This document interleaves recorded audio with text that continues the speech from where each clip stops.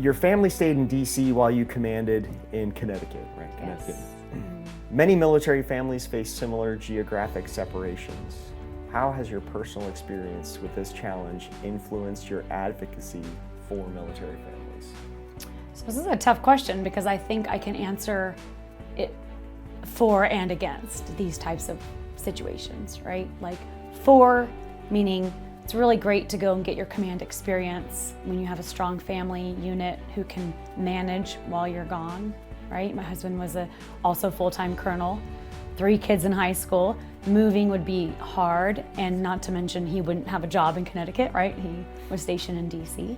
So having that strong unit that could handle things back at home while I went up to Connecticut was great. And the close proximity, i.e. 8-hour drive or a 1-hour flight, that helped because I was able to fly a lot. I would fly Monday morning at 6 a.m., land at 7:30 at Bradley, which was like a shared runway with the international airport and our wing, and really get to work by like 8:15. And so I'd even beat people to work sometimes, which I would joke because I'm like, I started in DC. Like, what's your excuse today? But we made it work, right? But you need the time, the resources, and the spouse commitment.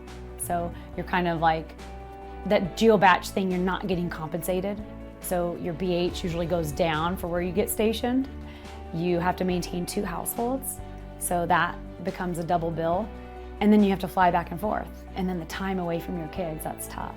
So even though I had an amazing experience in Connecticut and I wouldn't trade it for the world, I met so many cool people. I had such a great command team. My first sergeant, my group senior enlisted leader, SEL, my secretary, admin assistant, my entire crowd that was right there in my front office was like the best.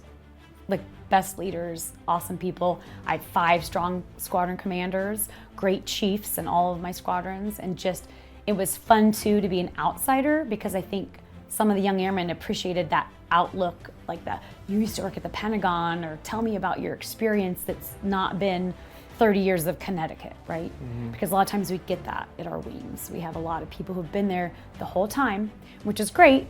They know everything about that state and that wing, but it's really neat to bring somebody from the outside to kind of have a different shared experience, you know?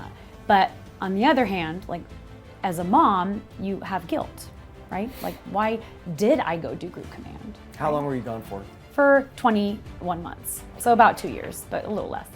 And the guilt is, what did I miss with my kids, right? So I did fly home 3 times a month, but I had 1 drill weekend every month. So I'd be gone for 12 straight days before I would come home again for those types of, that timeline. And with my husband, you know, he did a lot more work with the kids. So there's those benefits of like, he became soccer dad. He's like the travel soccer dad guru, knows all the travel soccer, other, you know, travel soccer moms, travel soccer dads, and that's his jam now. So maybe he created a stronger link with my teenage daughter that wouldn't have happened had I not been gone for those 2 years, right? So you have those residual benefits. But then you have the guilt, the mom guilt, like, well, was I there long enough for my kids? What did I miss? Like, even though I was home, you know, Friday night, Saturday night, and Sunday night, like three times a month. So I was home nine nights a month, which is a lot. There's still 21 nights I wasn't there. So those are hard questions, and that you don't really know until later on in life, right? Like, I know that I chose to go do command because my 4-star boss was like, if you want to be competitive for general, you have to do 06 command. So we do it.